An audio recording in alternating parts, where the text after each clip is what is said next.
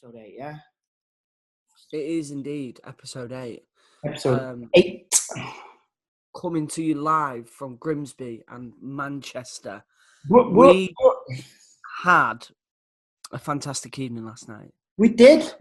You came and joined kind of my lot, didn't you? On a Zoom quiz. Yeah. Hosted by the famous Joe Farah. Yeah, the Manchester gang. And it was fun. Although I managed to get a full 8 hours sleep on my bathroom floor. Yeah, man, you look rough. Your missus sent my missus a picture, and I like actually that Charlotte give you a little blanket, a little pillow and stuff. Because she made me a little bed, bless her. But what I did do is because we was on the Zoom, and I did the old I'm just popping to the toilet trick, and then never came back down. And Charlotte was still sat downstairs for an hour on Zoom with you guys. And then she closed it all down, come upstairs, and as she was walking up the stairs, I sort of barged past her with my hand over my mouth because I was going to be sick. And the next thing, it all just went... So I've been scrubbing walls today. Scrubbing walls? And I'm never... Go on, you've been scrubbing walls, what did you say? Yeah, I'm never sick. Never sick. And I didn't really drink that much. I don't know. You're having house I can't even say that I got spiked either because it was only me and my wife. So... got a clue what was going on, but all in all, fantastic evening. Thank you very much for having us, and Joe Farah for hosting the quiz. How's your week been, T? We had Danny last week, and that. We've taken to recording these the night before now, so we can kind of stay a bit in the loop with the audience, which is nice. So yeah, my week's been good. I've been playing a lot of golf. A lot of the other two things that I've just mentioned off the podcast, which I won't repeat. And yeah, just sort of, it's been good weather and it's been good. What about you? Yeah, it's been a nice week, man. My youngest turned 1, so we had a little birthday. Which is weird because obviously it's first birthday. Obviously, you want to pull out all the stops normally, and like with spoons and all that. Pub crawl. Obviously, but this year was a bit different. So yeah, we had a little Zoom party with grandparents and a couple of friends and things like that. Really, it was nice. Luckily enough, she's kind of young enough not to want a big lavish birthday party yet. But yeah, no, really nice. And then we had the last couple of days, we've been having a little bit of a festival kind of vibe. Mostly yesterday, there was like an online festival for kids, so we watched that and did the living room up as a little festival, with a little teepee in the corner and stuff. So it was nice. Oh, nice, mate. Nice. Well, this week we've got a cracking guest again, haven't we? We have indeed, man. Again, I think we said at the end of last week's episode, someone that we've wanted on the podcast for a long time. Was supposed to be our first live guest last summer, but that gig got cancelled. But yeah, he's a busy man. He's like Daniel last week. I guess he's one of them actors that just pops up in everything. Yeah. He pops up in, and I think we touched base on it in the chat that so Tom was actually in The Virtues with Shane Meadows. He was a barman. Which was great. It was great to see him have a more of a serious role.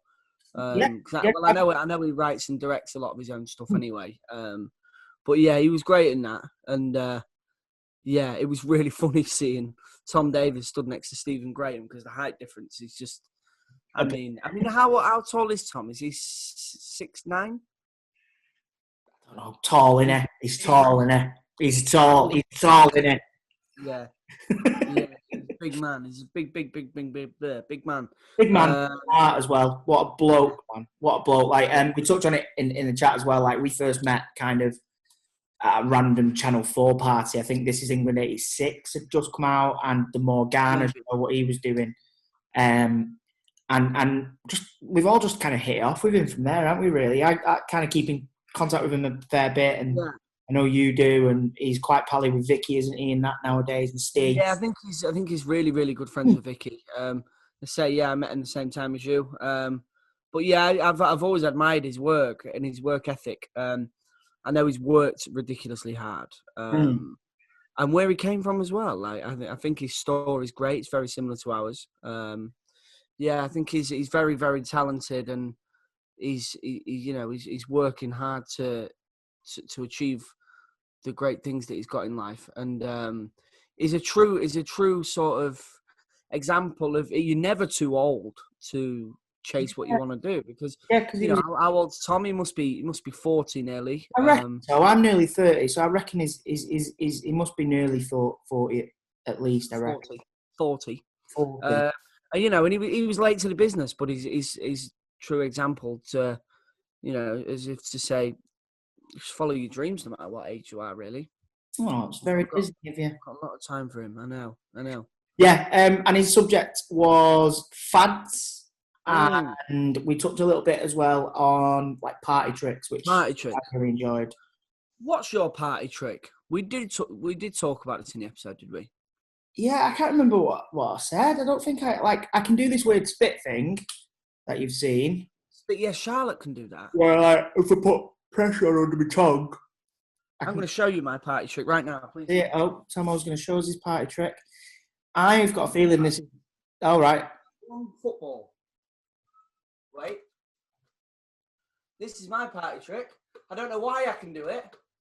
But you can. But I can. And I just picked up a ball one day and I was like, oh, I'm good at that. Nice. Hey, I felt like of Charlotte, I've got a football in the house. I felt like I was watching The Last Dance then. Well, there you go.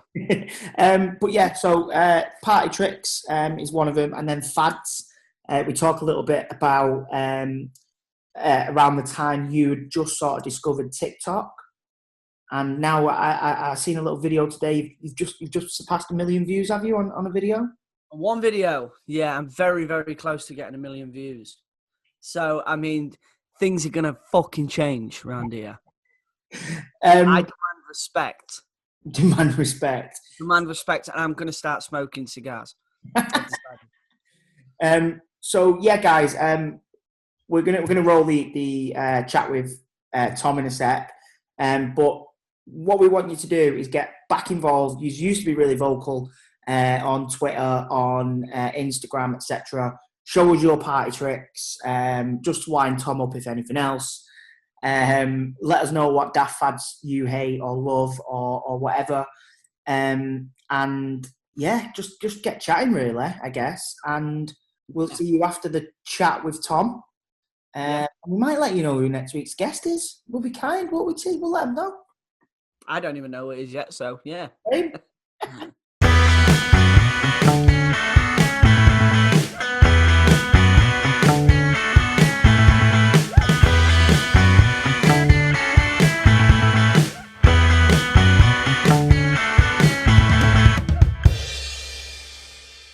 Lockdown. Yeah. Right. Yeah, so we've just been chatting just before we started recording. As you guys know from the intros and looking on, we've got a brilliant friend of ours who we've known for a long time, Tom, and we're both huge fans. Oh yeah. Man, I'm massive fans of you boys. It's a weird one. I was saying before we came on, like the first time, so I came into this industry just after the film, I guess. It was the first year you boys had done the TV show. Yeah, because we met at the Channel 4 party. Yeah. And then we went to the hospital. Yeah. We went to that club, didn't we? Yeah, we went to that bad club. And then it was like, I was still scaffolding at the time.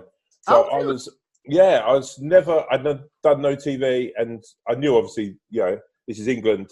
So, and I remember going to that party and like thinking, man, what the fuck am I doing here? And then I started talking to Soccer in the toilet, and then met all you boys and Chanel and everyone, and all of you now have become, because it was only all of your careers. I look at and think you're sort of like kindred spirits. You all come from a similar background to me. There's not a lot of really working class people, like what I sort of deem really working class in this industry.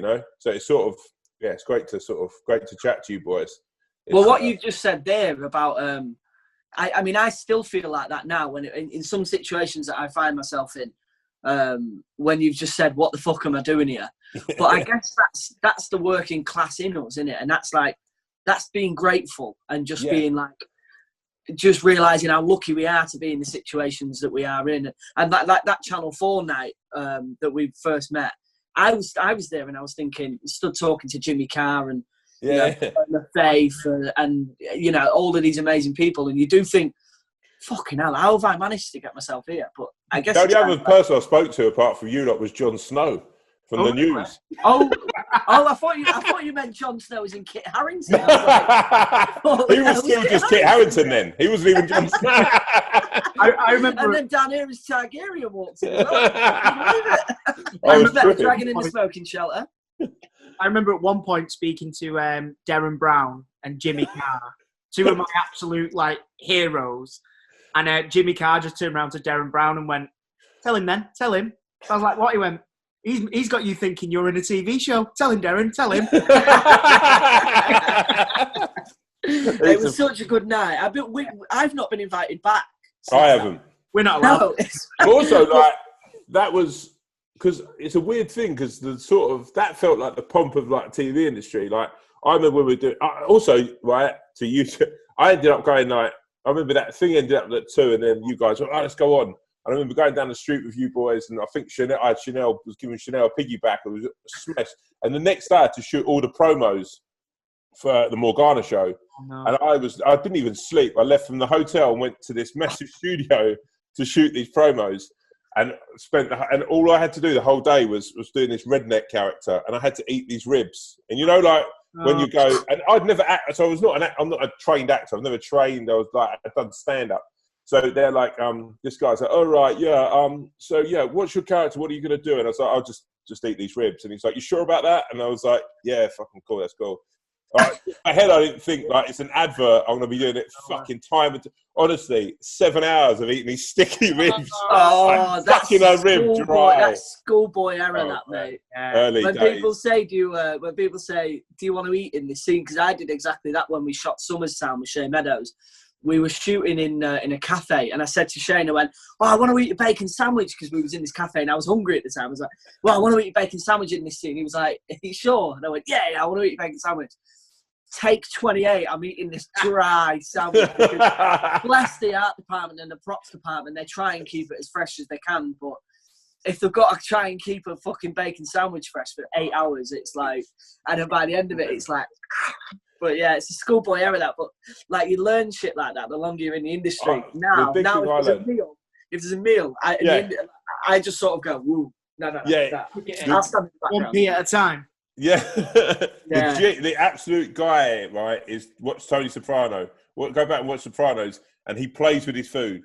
Seldom does he ever put it in his mouth. He's always got a plate of pasta and he's just stirring it around, or he's got something, and he might just throw a little bit in his mouth.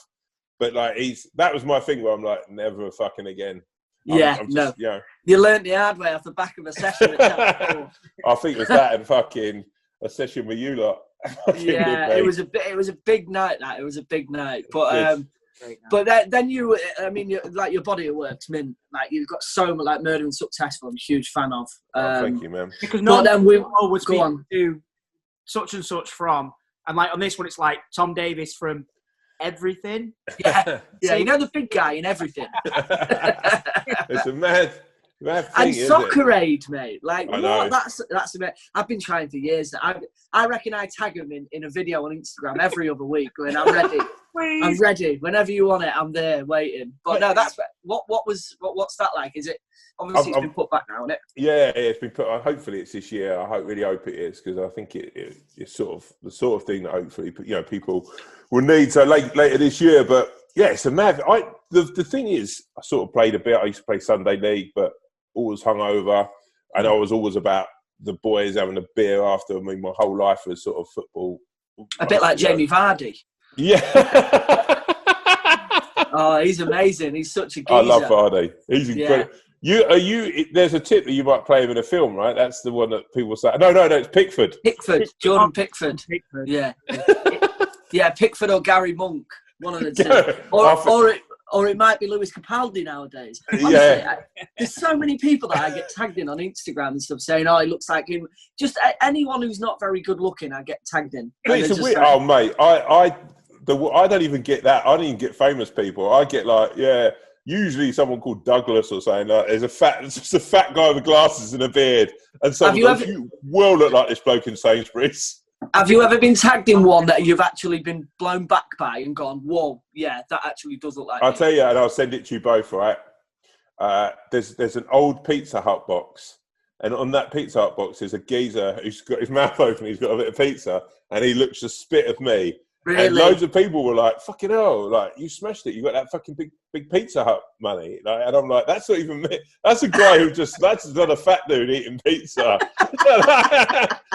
I'm like that, but that one looks suspicious. Even I had to think, "Fucking hell! Have I been in Pizza Hut and someone's taking a snap of me?" And that's, you know what I mean?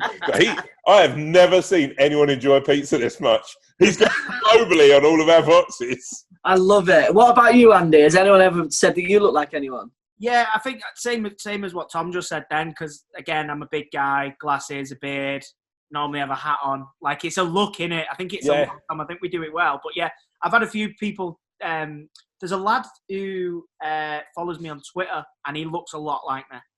He's been to a few, like, the football matches we've played in the past, Tom, and he looks a bit like me. Really? Which is strange, yeah. Me and you, Andy, have that thing that we look like. Everyone's like, "Oh, yeah, like, he looks a bit like my cousin's mate." Like, you've got like 8 or 9 celebrity lookalikes, Turgoose. Yeah, and me and Andy are like, but I mean, no fat guy looks like that. Capaldi's, but everyone you're talking about is legendary. You know, Pickford. But to be fair, there was... I went to a gig in Manchester, a Lewis Capaldi gig, and we went for a drink after. And there was a photo taken of me and Lewis. And it's the face that we're pulling. We genuinely look like we could be brothers. Like it's weird. But I don't think I look like him. But I think if you catch me at the arse end of a 3-day bender, maybe I look a bit like him. He's going to take that. Yeah, I'm not bothered. He doesn't scare me. I like the idea that Capaldi would turn around and go, "What, if I gave up drinking, I'd look like Thomas Turgoose?" Yeah, maybe he can have all my film roles. He can have it. And I'll be Lewis Capaldi for a week. Fucking hell, I'd love to be him. No, one of my... We was just talking about this just before we started recording. One of my favourite... it was a very small bit, but probably my favourite bit in the whole of The Virtues on Channel 4 was the bit with you and Stephen. Like, what was that like doing that? Because obviously we know what it's like working with Steve. Well, but so Steve, I've known since I've known you guys, and I think, you know, is like, as an actor and as a man, really, but I think he's just an incredible human being. And there's a few people that I think for us, him, Vicky, Martin Compston, Danny Mays, these guys, I think, have led that sort of path that we're kind of walking down a bit now as working class. And you guys, really, from This Is England, for that whole cast. But then Shane, because for me, it's a mad one. So Shane contacted me through, I think it was Vicky. I think Vicky had linked me with Shane, because Shane was a massive Murder and Successful fan, and every bit of Shane's work is I'm obsessed with. So I sort of went out and knocked him for dinner with him, and we chatted and whatever, and then he just got in touch about doing that, and it was the most crazy thing. I had no idea what working with Shane would be like, and then we went to this pub in Sheffield, and there was no SAs, it was just real people. It was like 9 o'clock at night, him and Johnny, the producer, and I was like, "Are these SAs? These are extras?" And they're like, "No, this is just fucking real people." It's just fucking leathered, right? And then he's like, "We just told people that you're new guys working the pub." So I was like, "This feels like fucking improvised, next level." Yeah. I'm dyslexic, so any improvisation is my fucking thing. And anyway, and then the scene, basically, as it played out, we were there for 3 or 4 hours, just shot it different ways and whatever. But the more Steve came in and he was acting fucked and whatever, and people, they loved him because he was buying everyone drinks, right? And then I'm the guy going, "No, come on, mate, fuck off." And everyone's all these fucking Sheffield go, "Fuck off, mate. It's fucking you. You've only been here for 5 fucking minutes, you fat cunt." And one guy, I started having a bit of an argument with this fella, and Steve's and Steve comes over and he was sort of half backing me because it started getting a little bit heated. And then who's stupid enough to pick a fight with you? Fuck, this guy was so I turned around to Steve, this guy's fucking what a lunatic. And I turned around to the lady who ran the pub, I went, "Yeah, guy there is just fucking," had it into me, and she went, "Oh yeah, he's a fucking bit of a loon." 8 years ago, he stabbed his sister's boyfriend. He's just got out of Nick, and I was like, "What the fuck?" After that, I'm going up. Do you want another beer, pal? Goes best for added him on Facebook, but it was the most surreal. Like, yeah, it was an incredible thing to be a part. And I've not done any drama either. You know, it's not been in my remit. It's not something that I'd like to do it, but you sort of get put into a thing. So yeah, but no, it was a treat to watch how Stephen gradually went on to him walking in the pub. I mean, it was just like, I think it was shot amazingly. But like you said before, we know because when we shot the wedding scene for This Is England '90, Shane put money behind the bar for the whole thing, and he said, "Celebrate Woody and Lol's wedding. It's been coming for a long time." And he said to you, whoever you, as actors or as Tomo and Andy, go out and Mike Socker and and Andrew Shim, he put money behind the bar for us and just said, celebrate this series, celebrate everything we've all done. And we all got tanked up. And then Shane and Mark got into an old costumes, didn't they? Can you remember, Andy? And they come in and we was all dancing around and the cameraman was just shooting around us. And then Shane and Mark come in old costumes and got involved with us. We was all having a dance and it was brilliant. I just think Shane's way of shooting is just it's incredible. He's just like, he's sort of one of a kind, really.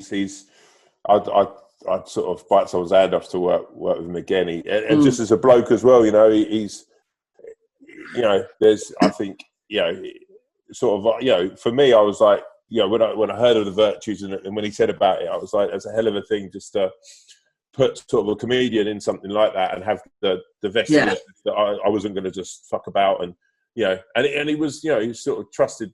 He was just like, let go of your instincts on it. He's like genuinely, and I look at the stuff he's made. I mean, This Is England for me is as best good a TV as this country's like ever made. As far as you can take television or film back, it's you boys. Oh, thanks, mate. I don't think there's anything. I think it's genuinely the best. Those series were just what's incredible about it is, when you watch it, is the drama side of it, and you're so vested in the characters, but also the humour of growing up in an area where you haven't got anything. I don't think we've done that in comedy enough. I don't think that the friends you have and that loyalty you have between each other. I don't think it's ever. That's what I think. It didn't matter if you're from Manchester, Nottingham, London, Portsmouth. You watched it and it was like, I grew up in this sort of world, and whether it was the 80s or the 90s, whatever, it just felt so real.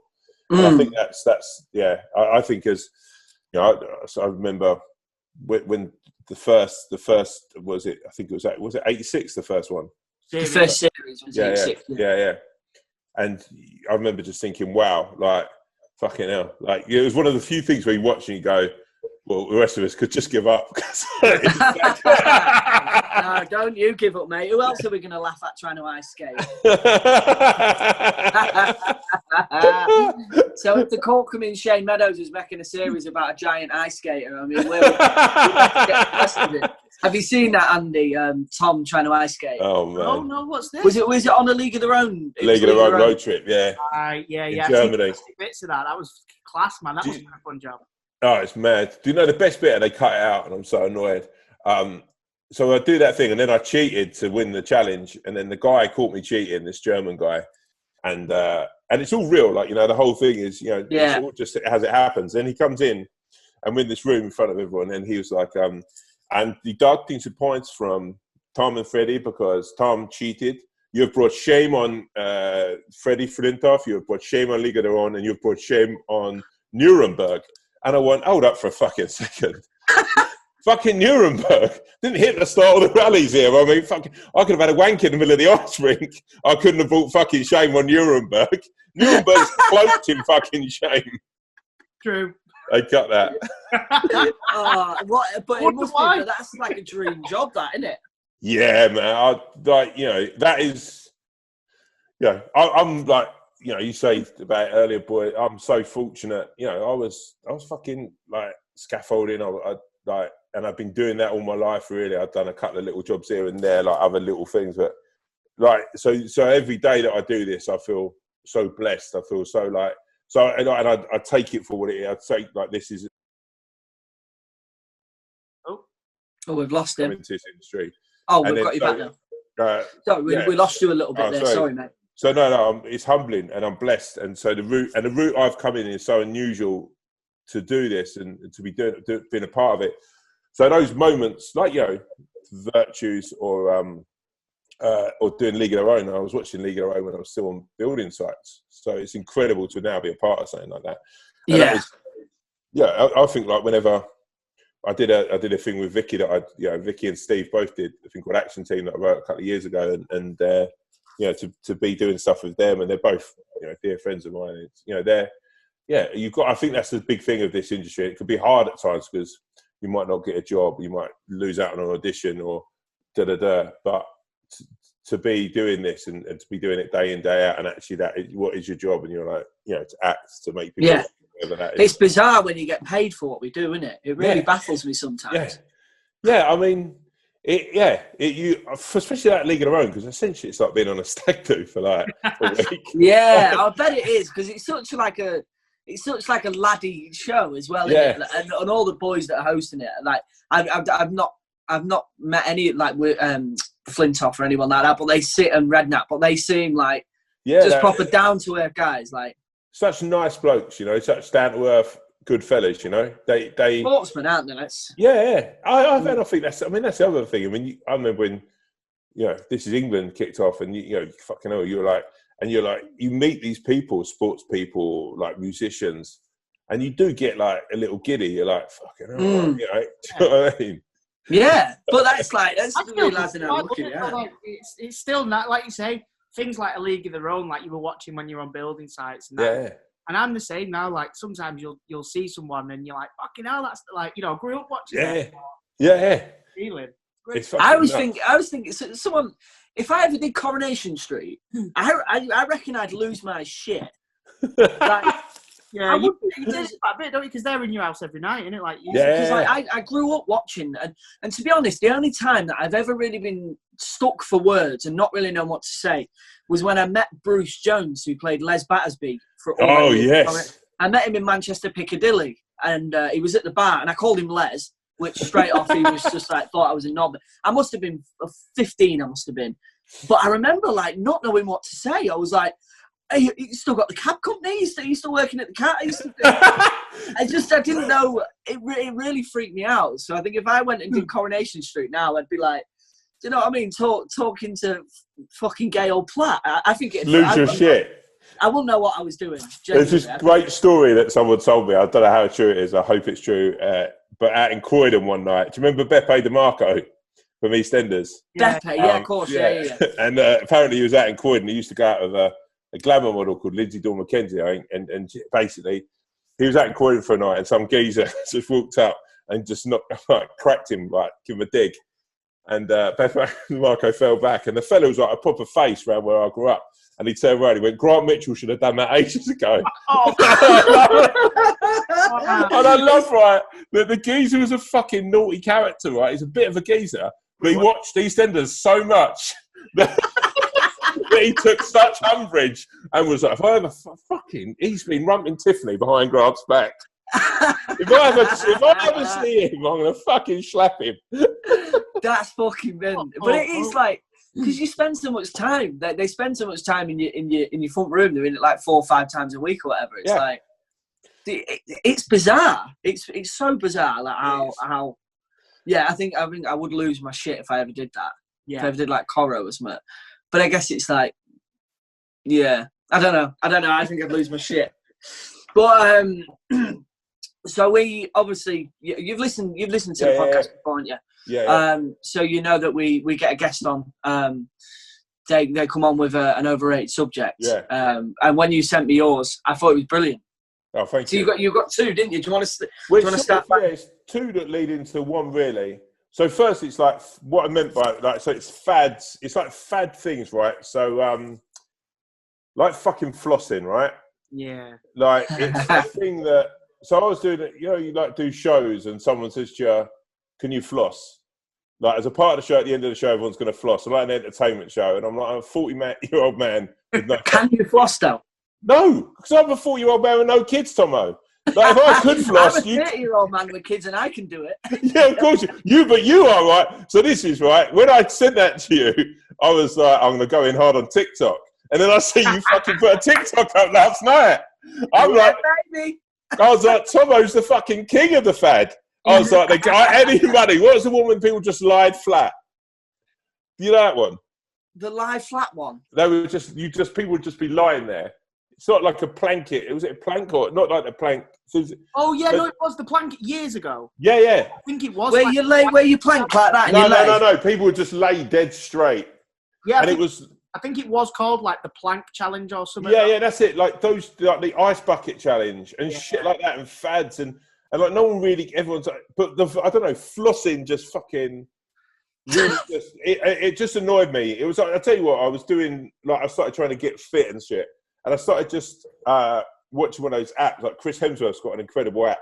Yeah. So I've been watching that. And the personal trainer on it is like this fucking hardcore Mexican MMA fighter, right? And he's taking you through all the different, doing ground and pound and whatever. And then during one of the breaks, he was like, why don't you do this? And starts flossing. I turn the app off. I'm like, you fucking prick.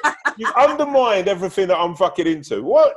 Like, I get it. Like, if I don't know, I just find those things. So that then leads me on to like where people and I think it's like one of those things when you come like into entertainment and comedy and you do like 8 out of 10 cats, or you'll do some show and someone will say to you, have you got any party tricks? Yeah. And I'm like, I am a party trick. My party trick when I'm out with you, Tom, on the few times that we have been out, is if I, like, when you're out with your mates and you go to the bar and you're like, fuck, where is everyone? You literally go, oh, there's Tom, right sound. You know what, this is, years ago, I was at a fucking festival and I'm just standing there like... I'd hate to be stood behind you at a festival. Wait, yeah, that's a killer. That in the cinema or the theatre, people go fucking crazy. So I'm standing there chatting to some pals. This geezer comes up and he's like, are you going to be here for a while? And I'm like, what? And he went, are you going to be here for a while? And I'm like, yeah, no. It's going to be sort of like a couple of people I wanted to see going to be here. He said, oh, God, it's going to meet some people by you. Right? And I was like, meet some people by me. Like, so you was a human flagpole? Yeah, literally. So then about an hour and a half later, I didn't even think anything of it. A group of fucking mixed couples, all quite fucking middle class, come out and they were like, are you with Daniel? Daniel said to meet by you. I was like, who the fuck's Daniel? I said, he texted us to say he was to meet by the big man in the dance tent. Jeez. I was like, no, honestly, I don't know who Daniel is or where he is. And they were like, oh, this is ridiculous. Because he said to meet by you. And I'm like, Daniel's a fucking prick. Like, and literally they walk off and another group of people come over and they're like, are you where everyone's meeting Daniel? And I'm like, who's Daniel? Is this? The prick in the first one, texting fucking people. So that thing of, so I'm like, I am a fucking party trick. I'm 6'7". I rock up. So when people say about party tricks and, like, can you turn your eyeballs inside out? I'm like, that for me is like, they're the people. If I see someone who has those party trick things within a party, I'm fucking swerving them. Yeah. Because they've got nothing interesting to fucking say. Like, have you got a party trick? No, I'm just I'm a rounded human being with personality. It's just like a really low shit form of, like, it's like when people, like now, if you do any of them kind of internet-based things or something, they normally do, they're like, we're going to do Would You Rather? Would you rather? Like, that's not entertaining. And it's like, because it's like when someone turns to me and goes, have you got any funny stories when you're drunk? And I'm like, other people have got funny stories about when I was drunk. But but I was so drunk that I can't fucking remember them. I'm like, that literally was my skill, was I'd turn up and I'd get battered and I'd have a laugh. I was like, I'd never ever go up and purposely go, oh, I'm going to drink a pint like this. Yeah. Or crack an egg in your bicep. That's what I'm saying. You tried doing that the other week as a little fad thing on TikTok, so... Really? Well, I guess, like, just going back to the fad things, like, I'm quite... I don't know whether it's an age thing, because with Andy, you've got kids, so I spend quite a lot of time on social media, so if I see something like I can't remember who it was first, I think it was Ollie Murs, I saw him trying to crack an egg in his bicep, and I thought, I don't know. I just thought I could fucking do that. I could easily do that. It's only an egg, and then I do it, and then I just I Is guess it what, like a raw egg? Just an egg. Yeah, just an egg. Yeah, and try and crack it with your arm.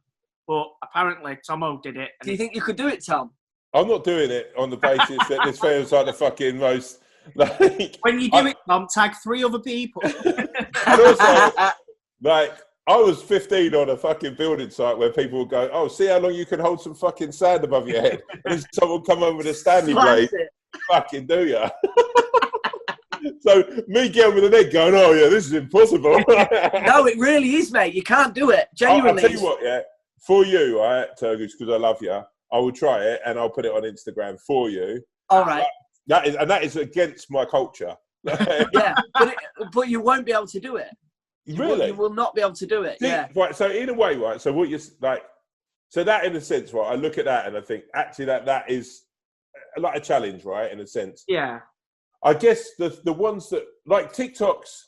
If someone's thought about something, like you put one up, and genuinely, I like you come up on my Instagram feed. I think this morning, Tom, and like you did a thing with a sheet, and then you disappeared. Oh, the blanket thing. Yeah. But I was like, that's quite clever. Like that felt different enough, right? I don't know if other people have done it. You're the first person I've seen do it. It's when people do the same fucking dance or the same thing. Like, there's so many people now, and it's like, I mean, do you know, like, who almost like, I think the worst thing about, like coronavirus is shit, but if you watch Nicole Scherzinger's fucking Instagram with that dickhead she's going out with, my word, you're like, I've not seen it. Am I in for Oh, man. They're doing like dances together, duets together. Wow. Really? And this is annoying. I used to respect. I mean, this is a lot about me. I kind of respected Nicole Scherzinger as a human being. I was like, yeah, she's pretty cool. She's pretty fucking happening. She's like, I tried to get on Murder and Successful like for the last 2 years. I was like, she seems like a good, like she'd be a good laugh. I watched those videos. I was like, you misguided prick. You know nothing about humanity.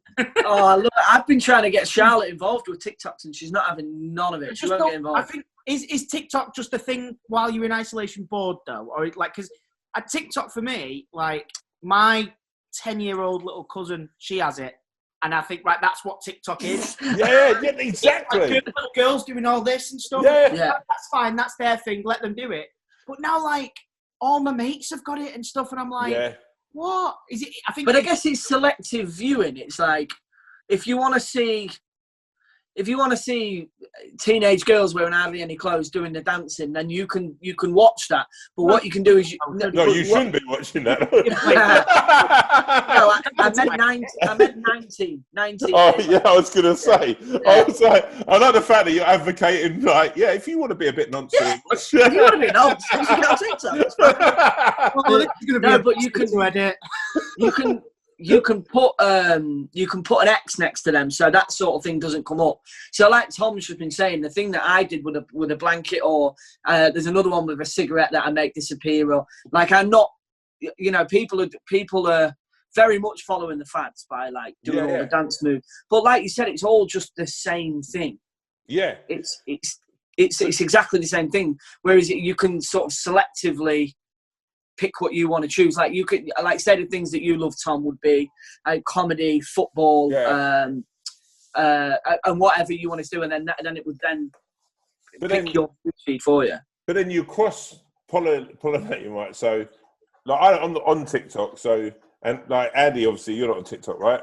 I went on it once, yeah, but I don't know. So, and I've got no problem with the fact, but then I'm like, then you put TikToks on Instagram and Twitter. So it's coming up. So that's like if you sat down to watch The Irishman as a film, and halfway through The Irishman, it became The In-Betweeners. You'd be like, what's going on? I didn't sign up for this. This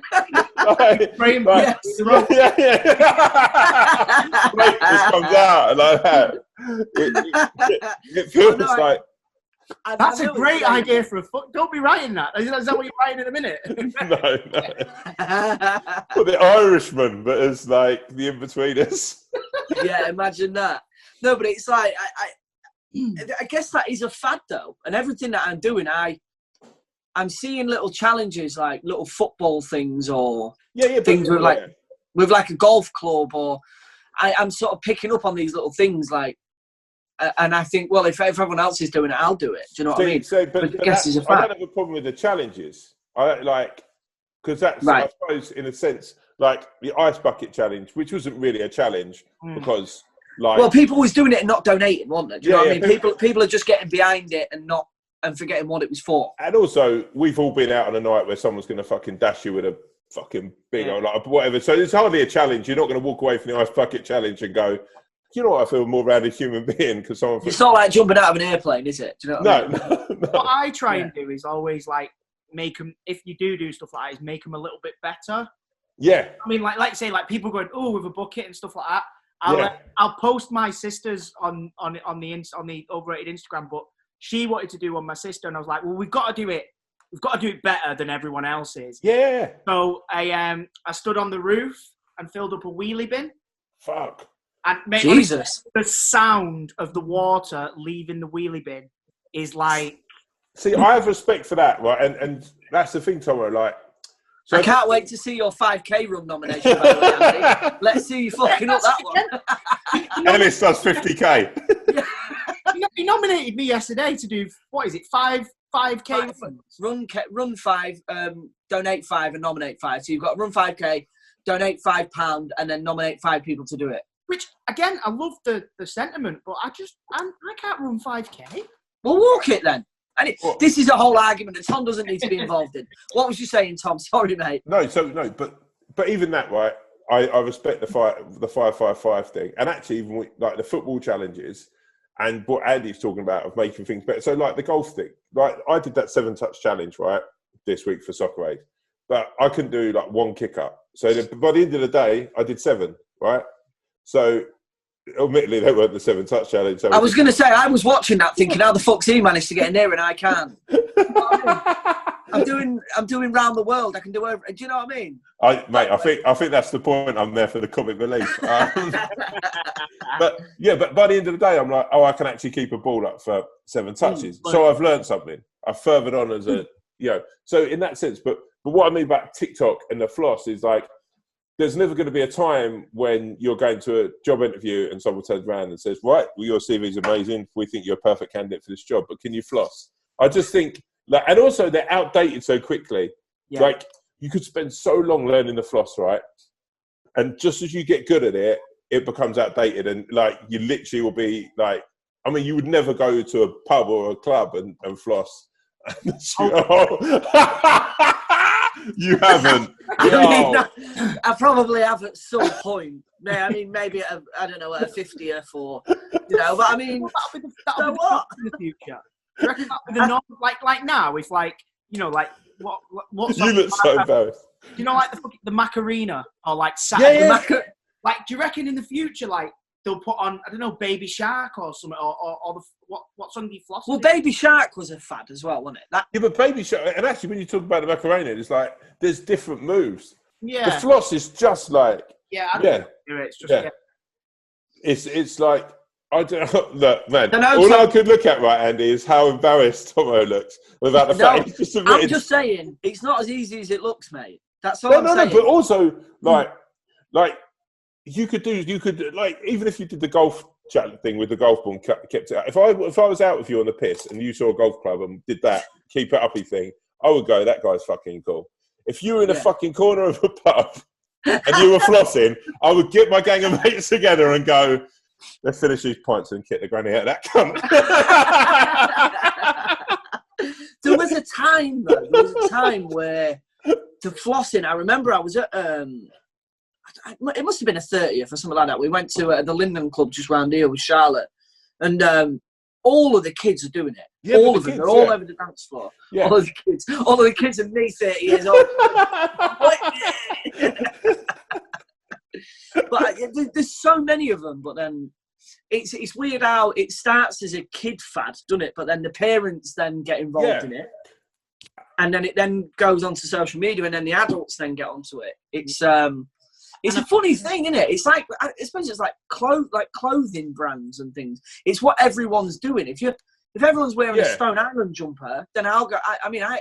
I remember what I saw Soccer wearing a nice Stone Island coat, and I went, "Oh, I'm going to get myself a Stone Island." It's like I've seen someone do the floss, so I think, "Oh, I'll give that a go." Yeah, but then I would be like inclined to say I'm a sheep when it comes to certain fashion things, or I would like I'd see someone in something, I'm like, I think for me it's just like, and you summed it up there. Like when I saw the floss and I saw like my nephew did the floss, right? He's 5. I'd be like, well, bless him, you know. And like I fucking love you, like you're one of my favourite fucking act, you know. And I think Ellis can agree with me. If we were ever out and you did the floss, that I genuinely would just go, I can't have him in. Yeah, I'm off. Like, yeah. I'm going to do it, but you know, I know you will. No, of course you will do it now. But it's a weird thing of like those. I don't know. I just find because like I've been out with you a couple of times, had beers, right? And you're a great person. Both of you. I remember that Adidas drink we had Ellis years ago, where everyone was meant to come. And it just turned out with me and Ellis. What's this? Me and Ellis. Loads of people meant to come. Everyone had been invited to this massive. Who was it? It was like someone had amazing range. Like some mad Adidas thing, wasn't it? And yeah. In We were Shoreditch. really drunk. It was when I lived down south. It was brilliant. Yeah, it's a good night. I mean, my invite must have got lost in the post, but it sounds like it was a good night. It was great. There was no flossing, but I like a booze with people, a good conversation. I find if someone's got that sort of party trick, they're trying to weasel into stuff. It's like if you go on a stag do, and someone turns around and calls. If someone turns around and goes like, "Oh yeah, we're all going to go to stag do," and Alfie's coming, and you're like, "Oh sweet, yeah," and Alfie's a nutter. You want to see him when he's drunk, and I'm like, "Alfie's a prick." Yeah, I don't want to be anywhere near him when he's drunk. Like you're basically already making excuses for because usually you just go, "You're going to really like Alfie," right? Number one, you've got to say you're only going to like him when he's drunk, right? And you're already in your head going like, "But yeah, you know, I can't be asked." Yeah, and it's a sort of, I guess it's. I'm all for getting shots in. I'm all for like boozing. I love a drink, right? It's the added levels of people who have those weird parts, like someone who can do a handstand in the middle of the party. My mate Eve can do that, and he's done it. Like we've been out in Blackpool at 2 a.m, and he's walking across the dance floor on his hands. Yeah, jeez. I mean, but then like I've said this on the podcast a few times, like. Your stag do was pretty much what Tom just described. Yeah. There was a few incidents on your stag do, mate, like where... It was... They got to a point, Tom, where me and Soccer looked at each other and just went, should we go home? Should we go home? I had to go and sit on the balcony in Benidorm and just think about the choice to make. Yeah, it was mental. Soccer got back from my stag do and he didn't touch any booze for 6 months or something. Really? It just ruined him. Man, last time I saw Soccer, we went out and we were filming together in Bulgaria, and we went out for a night in Bulgaria, and it was one of the best nights I've ever had. But it was like, crazy. I was like, this is nuts. Like the year before, I was with Lauren Soccer in Bulgaria, and she kicked a fight in like. That's not like Lauren. I don't believe you. In a hip hop night in Bulgaria, which was basically like an NF rally, and it was just me and Soccer at the end of it, middle of it, going, "This is fucking crazy." But that's mental. So have you got a party trick? No, but this is the thing. Like drinking, like I used to do a thing, right? So I used to do a thing where, do you remember Hooch or Bacardi Breezer? I love Hooch. First alcohol. And you do a thing. Didn't Keith Lemon do an advert for it recently? Yeah, he did. Yeah. And you used to hold it back like that and just down it, and you dance with it in your mouth. And that used to be a thing. You'd be able to down like two. We'll do it when we go out. As long as you don't floss. No. So you just literally get like the bottle in your mouth, turn it upside down, and then you dance down the bottle, and then just try and do 3 or 4 in a row. Because I can do my part. It's not the party trick. The straw pedo. Yeah, where you do it with a straw and then you tip it. And you do it in like 2 seconds or something. My party trick is getting to the end of the night and just saying, "I'm off to the toilet," and then just going home and then disappearing. It's disappearing. Yeah, but that's mine. That is a party trick I respect. Backdoor boogie. Yeah. I usually I'll stop at a little like fast food. Mate, the worst one I had, right, when Uber first came out, I'd never done it, like used Uber before. So it was like, get Uber on your phone. I was out, so I had some powers at like 2 a.m. I'm like, I'm going to get one of those Ubers. So I get an Uber and I'm smashed. And driver is taking me around the longest route I've ever been on. I'm like, this guy's. So I get to like my house, I jump out of the Uber and I do a runner. I fall over the curb, I fucking like do my ankle, get in the house, I'm like, fucking prick, like that. And then I get a beep on my phone saying that I've already paid him. And he's just fucking... Try doing a taxi run on an Uber. No, I'd already paid him. I'm like, oh, you fucking idiot. Oh, I love it. Who do you support, Tom, football-wise? West Ham. I was going to say... You're a West Ham fan? Yeah, I love my West Ham. That's the thing as well. I think it's like with those party chicks and things, and those sort of things where someone has to have a shtick and a moment. It's like, I think I was probably the people I used to drink with, and the people I'd respect were the people who'd be funny the whole night and drink. And like we're all like your stag do is probably was like my stag do is big characters. So I don't mind people getting leathered and being big characters and doing, but it's that person who has to then be the centre of attention doing something wacky. That's what it is, I think. And I'm like, I don't have a problem with people getting smashed, walking around like a fucking nightclub on their hands, or like, but it's someone who out of nowhere will have something like, oh, I can fit 8 ping pong balls in my mouth, and you're like, why the fuck have you got 8 ping pong balls? Like, you thought about this, you fucking dickhead. Do you know what I mean? Yeah, you should let them all punch him in and then just go like that. But it'll be like a Thailand show. Yeah. Someone who's premeditated that moment. I'm like, I like to go out, and what happens, like if we went out and like your pal walked on his hands, I wouldn't go, like, because that could just happen when you're leathered, right? Yeah. But if your pal turned around and was like, oh, I can fucking blow up a balloon with my arsehole, I'd be like, oh, we haven't got any balloons. And he'd go, oh, yeah, I have actually got a balloon. And you fucking knew this was going to happen. You've like... knowing that at one point in the night, you... Yeah. Guess what I can do, guys? Yeah. You've made the whole night about this one moment, and it's not going to happen.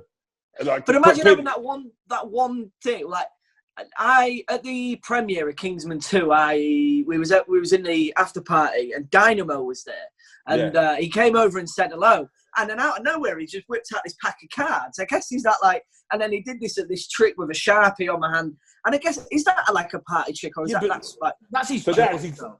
Yeah, it's his job, but also but it's like talking shop, isn't he? Yeah, but I love Dynamo. I've done a couple of shows. It's a lovely guy, right? But if you were to turn around to me and go, and it was you two or Dynamo, who do you want to go out on a night out with? Like, for all the respect for him and what he does for a career, I would, because you wouldn't be getting on the shampoo. It's like magicians and people like that who, I guess I respect that as a craft, but I'm like, that is what it is. It's like, and he does that and it is his job. But if he came on your stag do and he was doing fucking card tricks all night, you'd be like, I think it's time you went home. Yeah. that's like say you coming on our stag do, Tom, and just trying to be the Joker, or us going on yours, and being that centre of attention. I guess that's the thing, innit? As well, it's comics do it. People do it when they push a subject around to something that they've got material on. Yeah. And then you're standing there with them thinking, this is a bit... I've seen you do this on stage. Yeah, and you're getting dragged into their routine. Yeah. Lloyd Griffith does that a lot. I love Lloyd. Lloyd's a fucking... Quality. Oh, man, he's a fucking guy, man. He's a funny fuck, man. He's like one of... So Lloyd, right, is one of those people as a comedian.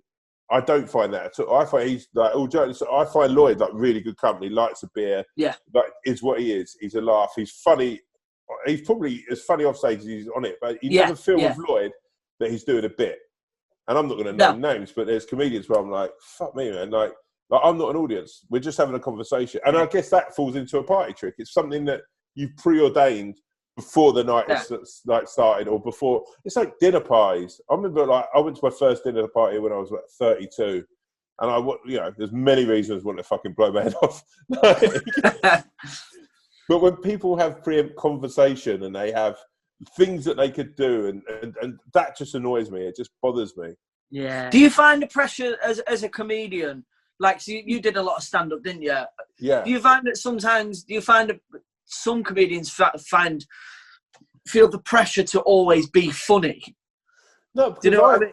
I always think I'm more than being a comedian. I was always doing this anyway. Like, so for a majority of my life, 20 odd years, 25 years, I was just very much just working on building sites. I was just always, that's how I got through a day, would be having a laugh and having banter. Making people laugh. Yeah, but no, I never went into a day going, I'm going to try and make people laugh. My day was like a fucking, when you scaffolded and you're like, fucking, it's boring. Like, you want to take the piss, you want to do stupid phone calls. So I'd probably find it easier having a laugh with people in this scenario than I do being on stage, because on stage, unless it's improvised, unless you're like going with the moment, I've serious, really bad ADHD. I'm dyslexic. So I find it really hard to sit and focus on something. So if I'm on stage, like, and someone heckles me, I'm like, great, fucking, like, Martin Compton used to come to a lot of my shows when he lived with me. And like, he used to be like, if you get heckled, it's like the best thing, because you don't think about it. And then you're just having a laugh. Whereas if I'm doing my routine, I'm so concerned of it. It's like, you two boys come from a similar background of improvisation, right? If I've got to if I think about a script too much, I know myself it's shit. I know when I'm doing the script, I'm like, if I could just change these 3 or 4 words every time, and I could just change it a little bit, it'd be so much better. But if I'm doing a script every time, it progressively gets worse and worse. Because you're thinking about it more. Yeah. Yeah, because if you've learned it to, it's like when I go for auditions. Like I don't know, I'm guessing the same, but if I overlearn it, if I know it too much, it's shit. Where it just becomes words. That's all it does. You've kind of got to have a little bit of fluidity with it. Do you know what I mean? Like, my missus goes mad because if she helps me self-tape sometimes, like, I'll say like the odd word, or I'll add a word, and she's like, no, and I'm like, no, leave that. Like, yeah, Charlotte's the same. Yeah, but I think that's probably so. When I look at people who do that with party tricks, I almost put in my head as people who do stuff so on script. So, like, I'm fortunate I've written stuff now that's been made, like, and people come in to do ours. And when, like, Vicky, for example, came to Action Team, and she was like, I don't really like this bit and that, but I'm like, do it as your own words. I'm not precious. So it's like I realise that you're going to want to do it in your own style. And I find it really hard. Like, and also the worst thing is, the more you want a job, the more you put that pressure on to get every word right. Yeah. Yeah, but sometimes you just got to go with your instincts, though. Like, and I guess that's what it is. Like what you've just been saying about when you used to get heckled and stuff. Like, that gives you a chance to go on your instincts and trust in that as well. Because I know, like Lloyd, going back to that, he hates being heckled. Oh, really? He hates it. Yeah, he can't stand it. We went to, and I did it to him by accident. We went to, he was doing a gig in Southend or something like that. I was staying with him in London. We went down, and he sat me at the back because he didn't want me at the front. And I was sat down, and he does his show, and he said, "Oh, is there anyone in from Grimsby?" And instinctively, I just went, "Hey, Grimsby!" And he went, "Oh, amazing! What's your name, mate?" And I was like, "It's Tomo. I came with you, mate." Oh, bless him. He switched off, but I didn't mean to heckle him. Tomo just heard Grimsby for the first time ever anywhere else. Yeah, so I was like, "Hey, Grimsby, what's your name, mate?" But sometimes, like, I think some comedians, like with Jimmy Carr, I think some of the people who try and heckle him, I think are amazing. Yeah, like just some of his comebacks. But Jimmy's one of those people who's so quick. Like, I've done a couple of shows with him, and he's like lightning. Like, he's just almost like Floyd Mayweather of, like, he's just like, whether it's heckling, whether it's written, whatever, you can't see the seams. Like, so if Lloyd's like, I'm the opposite of, like, you can see when I'm doing a bit of my routine that I'm trying to remember. Because it's shit. It's fucking awful. I was supporting Ramesh and doing a couple of nights with Ramesh, and I was like dying on my ass really bad. And then somehow a moth got into the fucking on stage, right? And I just started fucking about with this moth and doing material about the moth. It was never, killed it. It was like literally people were fucking messaging me for days, and people have. It's like you're trying to ring moth agent. Yeah. Trying to get an available moth. With being stopped for. So I was like, still in the fucking cocoon. Get out of the fucking. You got any brothers and sisters? No, they can't be any moth. He had great timing. But it's great. That's what a great comedian does. I remember Kayvan Novak did Are you familiar with Caveman? Do you know I know Caveman. Yeah. So Caveman came in and did a day on This Is England '86, I think it was. And we was doing a scene where he came into a shop that I was working in. And again, the same. There was a bumblebee. In the middle of the scene, there was a bumblebee. And Caveman just kind of followed this bee around. Mid-scene, I wasn't expecting it. And he was just and he looked and he went, "Is that your bee?" But he took something so like instinctive and just made it like Shane in the background just couldn't stop laughing. He never made the cut. He's one of them blokes though. He can do that, can't he? Like he's incredible. Switch in and out of like. I remember because we were in Sheffield, weren't we? And someone pulled over to ask him directions, and he literally just turned into a local, like out of nowhere. Came because he's southerner, isn't he, Caveman? Yeah. I know when he went. No, mate, don't know where it is. I think you go down there, and I was like, what the fuck, man? His voices are incredible. You know, it's unbelievable. Do you know what? There's a guy who's in This Is England, and I'm obsessed. I've literally forgot. It's terrible. I forget his name. I think he played Woody's dad. Oh yeah. He's brilliant. He's been in everything I've done right since that. I write parts for him, little parts. He's in King Gary. He was in the action team. Like, I'm obsessed with him. I think he's genuinely one of the funniest people I've ever worked with. It's terrible. I can't fucking remember his name. I've done the same. But he does a lot of fringe shows and that in Manchester. Yeah, I've been quite a bit in Manchester. And he just plays things in a way of so earnest. You know, like, and it's like some of my favourite stuff because like with This Is England. What I liked was like every one of you had moments where you were like hardcore drama. But then you also have moments like Gadget, for example. I think like the film, and then maybe the first it was a bit more comic relief, and actually in the last one you're like fucking big drama. But I liked it when Tomo became more like the comic relief of it because he was such a sad case like by the end of it. And like when you're playing it, like sort of put upon, it's a really nice thing, you know. But it's like that guy though, when he came to set he came to audition for something I was making years ago. And me and the guy I write and direct with, James DeFond, who's like I've known since I was 14. We were just obsessed with him, and we were like, this guy. He didn't do any of the words on the audition tape, but everything we've ever done since, we just write a little part for him that becomes like in King Gary, he plays the boatmaster, and then we spent like a whole day on this boat with him, and every take was just different. He was really good in there. Did you watch him in The Office when he played his agent? In the Christmas special of The Office. Yeah. So good. Oh man, it's so annoying. I've lost for his name, but he's genuinely one of the best. Like, and that was literally, I saw him as Woody's dad, and that's where I was like, oh, we should get this guy in because he's just got good comic timing. And I think that's the thing that I like when you can't, like when people, that improvisational nature just of life, that where people are like, I'm just going to go with something. I want to do something that's going to be a little different. And that people would script a moment. And that's what, for me, that's what people who have a party trick or something that they've learned, something that they've practiced for ages to somehow put into a night is like you're scripting that moment. So instead of going out and going with it and just going, I'm fucked, I'm going to walk on my hands, that's fine. But if you're like, oh, at some point I'm going to walk on my hands. So what about if I want to go, oh, I'm fucked, I want to floss? Yeah, but the floss is you've spent ages learning how to floss. Because you know that at some point you're going to do a moment. Well, my mate Eve, who walks on his hand, he was a gymnast when he was young, so he's learned. But all right. So he's a gymnast, so that's a skill he's got as a gymnast, right? So he can work on his hands, but that comes from life and skill. He didn't go to a gymnast and practice to become a gymnast to go, why are you doing this? Do you want to go to the Olympics? No, hopefully when I go to parties and nights out, I can walk around on my hands. You've got Lewis Smith actually punked us all and he just wants to walk on his hands in Blackpool. Let me tell you that if there's someone who needs a fucking party trick on a night out or any conversation, it's Lewis Smith. He's a stray. Well, I think you've proved the point. I totally get it. Like when you said it, I was a bit like, yeah, like party tricks are a bit, but I think you've nailed it. I think it is that case of people preempting that. Yeah. You need that almost to make them a little bit more interesting or funny or just better to be around. Yeah. Yeah. I guess it's like if someone turns around to you and says, have you got a party trick? You're like, why? Is my conversation that fucking boring?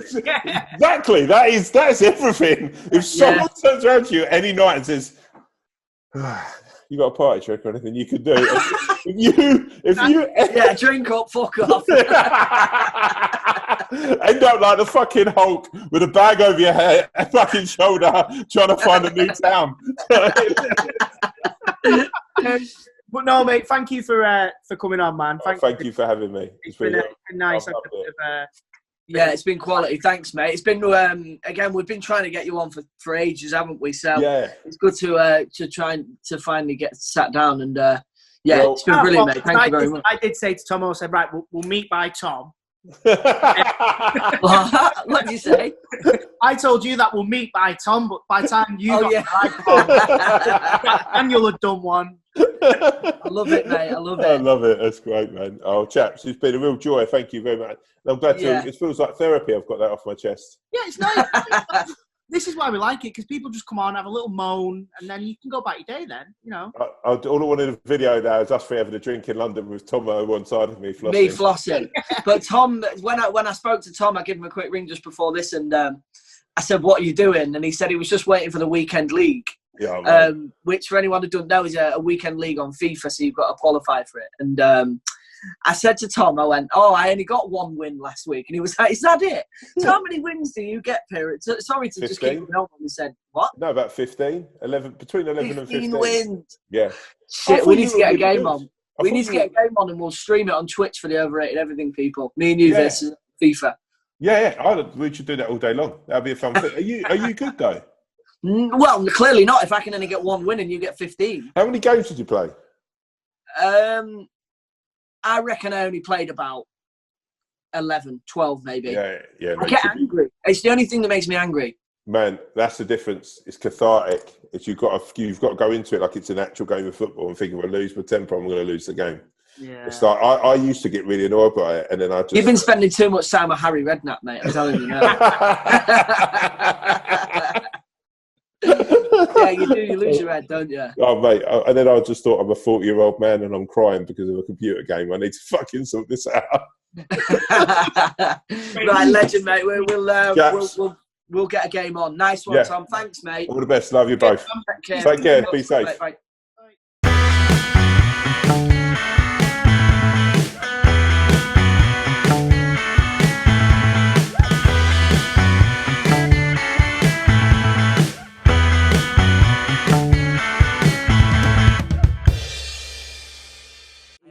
I hope Tom's watching because I want to do this for him. Look, I'm do this. Go on, Tom.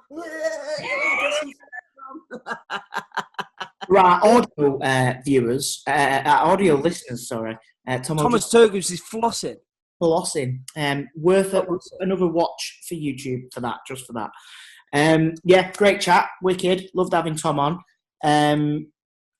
Again, another one of those where I think we have two kind of podcasts, don't we? We have one like Johnny Harris's, where me and you just sit and listen, and that's beautiful. And then we have one like Tom's, where I reckon that's more of the one where people would say it's like being down the pub with mates, which is that we really love to get. Yeah, it was a really nice episode with Johnny, and I do really enjoy them sorts of deep, meaningful ones, because these people are obviously want to send a positive message. But these ones are also, they're probably my favourite ones because they're very much what the podcast was about at the beginning, if that makes sense, or at least how we came up with the idea. Yeah, and that's important for us, and we know you guys like it, and obviously like nowadays it's a bit strange because, I used to listen to podcasts a lot, like on my way to London for auditions or whatever. I know a lot of people are kind of staying at home now still. Well done. So it's a bit weird to then listen to three guys as though we're down a pub, but it kind of makes me miss the pub more and want that back, which... I'm not missing the pub, I don't think. What? I'm not missing the pub. Not really. I'm missing socialising with my mates. Yeah. I mean, and I'm missing a proper like pint of Peroni. That's it. That's what I'm missing the most. Like a pint on draft. Just before the lockdown, I got really into drinking bitter, and bitter out of a can just doesn't do it for me now. Like, no, I've never been a bitter drinker. I never was. The only time I used to drink it is I used to nick my dad's cans and John Smith's and take them to the park when I was a kid, and it was the only thing. And you just used to kind of force it down. But I love it now. It's fucking amazing. I grew up. Anyway, enough about that. Yeah, you've got old, but you've not grown up. Do you want to introduce next week's guest? You ready? Yours, pardon? Yeah, I'd love to. Yeah. Next week's guest is a friend of mine, and we have just made a film about his entire life. The film is called Creation Stories, written by Irvine Welsh, directed by Nick Moran. Pardon? Who you might obviously know from writing, the novel of Trainspotting, Filth, etc., etc. Yeah. Directed by Nick Moran, and it's about a guy called Alan McGee, who is responsible, I'm going to say responsible, for Oasis. He, along with a few of his friends, started Creation Records. And yeah, I mean, they discovered the likes of Primal Scream and Oasis and plenty of other great bands. So Alan sat down with us virtually. And yeah, so I mean, that was quality. I mean, I've always looked up to Alan McGee anyway. Yeah. So when he came on the podcast, I mean, and when I met him when we was doing the film, and yeah, I mean, he's quality. He's quite an addictive voice. Yeah. He's got a great voice. And again, another proper good storyteller. And I mean, he lived a life. Lived a life, and one of the stories that stood out for me, which it will be great when the listeners hear and look forward to it, is he stopped a certain Gallagher brother punching a certain ex-London mayor now unfortunately running the country. So that'll be that's next week anyway. We'll talk more about that, I guess, before next episode. As always, guys, like, subscribe. What else do you do on YouTube, Tomo? You're a TikTok wizard now. What do you do? TikToker? I don't really know.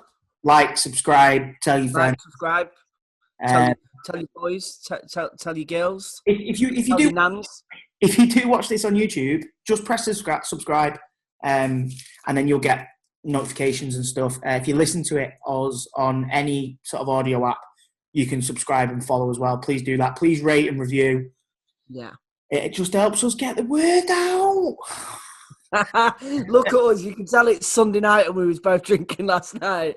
We're both just dead wacky. I'm in my pyjamas and everything. I love it.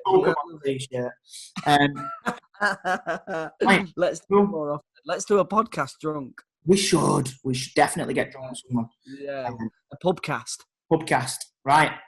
Peace, team. See you next week, guys.